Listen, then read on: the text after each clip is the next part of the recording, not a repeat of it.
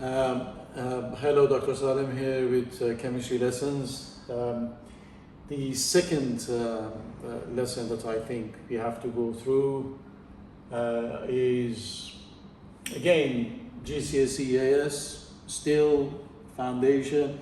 Some of you might not consider this as foundation, but I actually teach some of these things to my top set year 11, and which helps them very much. Writing correct chemical formula, of course, in chemistry is of utmost importance, absolutely essential.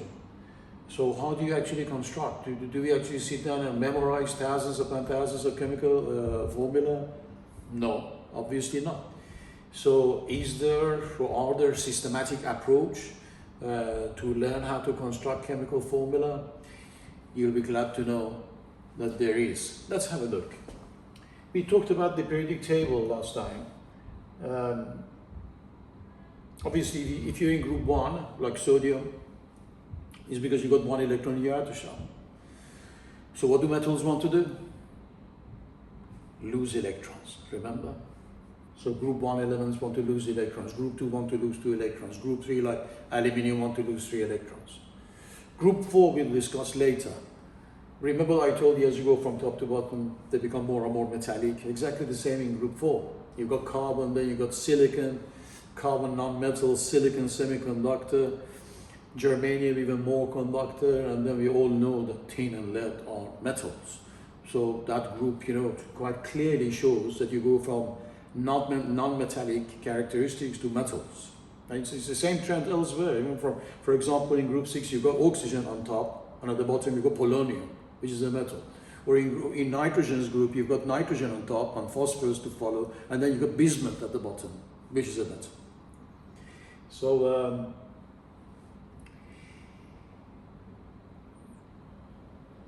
dependent as to which groups they are from, they either want to gain a certain number of electrons or they want to lose a certain number of electrons. If somebody asks you what's the formula of aluminium oxide, if you've memorized that it is Al2O3, it's no good. Memorizing in chemistry, I tell my students, you learn chemistry by rationalization, not by memorizing. So what you have to do is this approach. So somebody said aluminium oxide, you say, well, okay, where is aluminium? Aluminium is in group 3, right?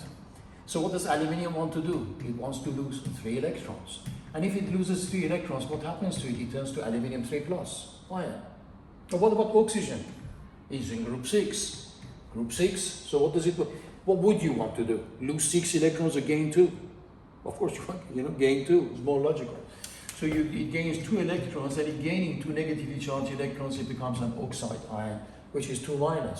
Then you put aluminium 3+ next to oxide ion 2-. Do the charges balance? No, they don't. And if they don't, you cross multiply the number of the charges. 2 times aluminium and 3 times oxygen. This way, as you can see, now you've got 3 oxygen 6-, 2 aluminium 6+, now they balance. Does this work for other formulas? Absolutely. Sodium oxide. Sodium is in group 1, isn't it? So it loses 1 electron to become 1+. Oxide, we've already done that. So what's the formula? Na2O. So that's another thing I want you to always think, that it may sound harsh a bit, but I don't care. In sciences, in chemistry, in physics, it's like maths. 2 + 2 is 4. There is only one correct answer. We don't take guesses, because you'll be wrong. You understand? So you have to learn the approach. You have to learn the correct approach. And it's very easy. This way, it's very easy. So if I asked you, for example, at any time you want, you can pause and you can answer before I answer it myself. Yeah, you can pause the video and you can answer yourself. So now you know why sodium chloride has a formula of NaCl, 1 + 1-. Balances, that's it. But sodium oxide is that. Aluminium oxide is that. Magnesium oxide, now you know why magnesium oxide is MgO, and why magnesium chloride is MgCl2, and why everything else is like what it is. It's not by chance, it's actually worked out based on balancing charges. So, okay, go through these things once or twice on your own and see how you feel about it. But what about salts? What about writing correct formula for salts? Well, if I ask you, what do you understand by salts? What do you be saying? Again, pause the video, answer. But salts are neutral compounds that are made as a consequence of reactions of acids with either alkalis or bases. And bases could be metals, metal oxides, or metal carbonates, or metal hydrogen carbonates, or alkalis, like, alkalis, those compounds with hydroxide ions in them. All right? Neutralization reactions in which an acid has been involved. So if somebody says magnesium sulfate, it's an acid. It's a salt because an acid was involved, right? Sulfuric acid. Potassium nitrate is a salt. Nitric acid was involved. Ammonium phosphate, salt, because phosphoric acid was involved. So what about constructing the formula in very similar way? But now you need to know the formula of a few acids. I'm sure most of them you know, maybe one or two you don't. So for example, hydrochloric acid, nitric acid, sulfuric acid. Phosphoric acid, maybe most of you know. Carbonic acid, maybe you guys know. Or even ethanoic acid, let's include that one as well. CH3COOH. All right, hydrochloric, nitric, sulfuric, phosphoric, carbonic, and ethanoic acid or acetic acid, vinegar. If I asked you what do you understand by acid, what would your answer be? If I put a bottle in front of you and say it's an acidic solution, it's because it's got free moving hydrogen ions. Yeah?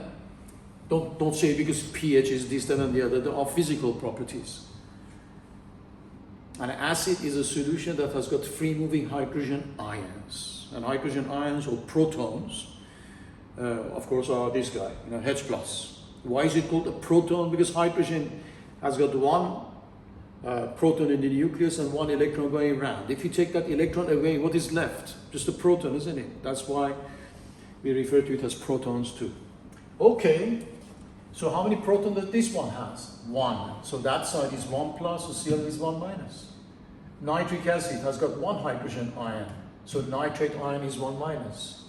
So sulfate ion is 2 minus. So phosphate would be 3 minus. So carbonate would be 2 minus. And what about ethanoic acid? It is this guy that comes out once in a blue moon. Because ethanoic acid, is a weak acid, you remember? They partially ionize.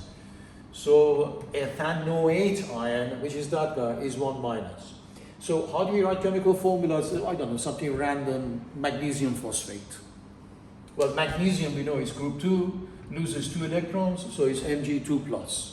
Phosphate, now we know, is PO4 3 minus, isn't it? Right.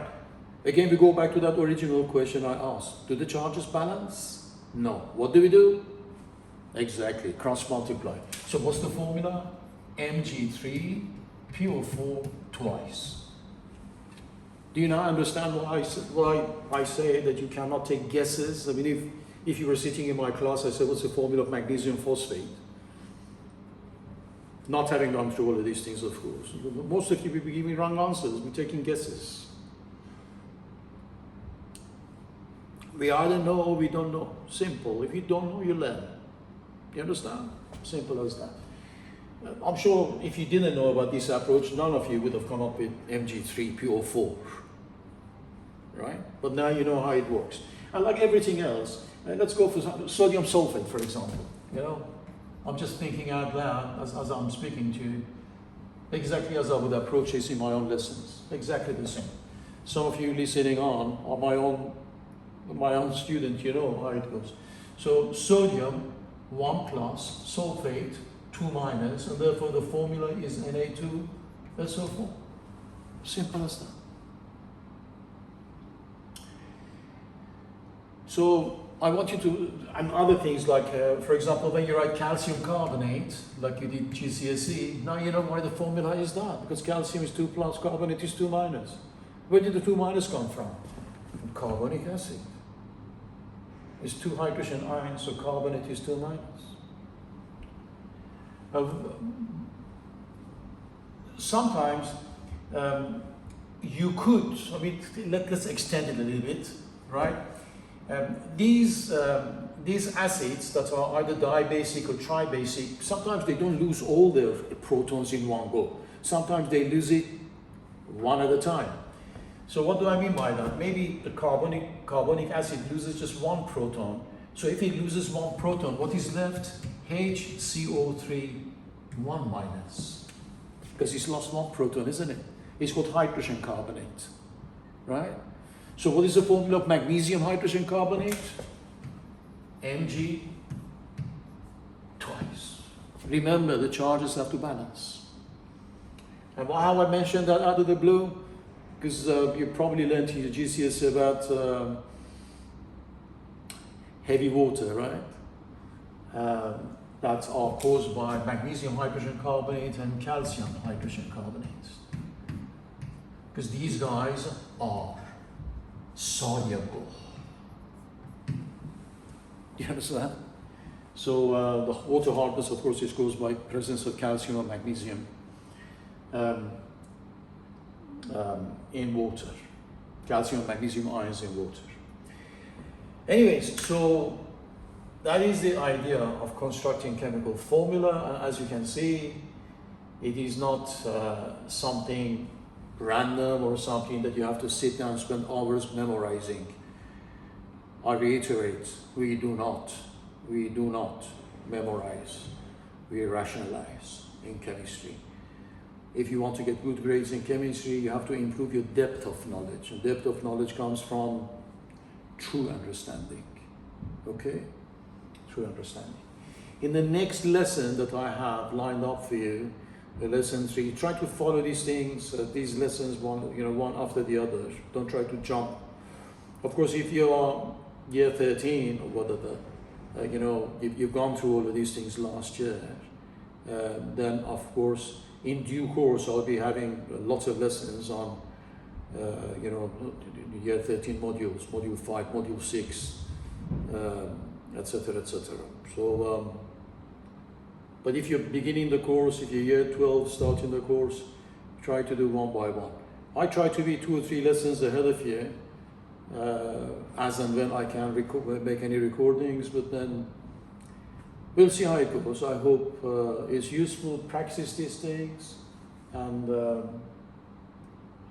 I don't know if you can leave comments or whatever, it's entirely up to you. Later on, I will have a website. I will construct a website where I will put my a book that I've written as well, Chemistry Matters. It's still not complete, but I think even as it is, a lot of my students are benefiting from it, and I'm sure the wider audience will as well. Yeah. Okay then. Thank you very much. Bye-bye.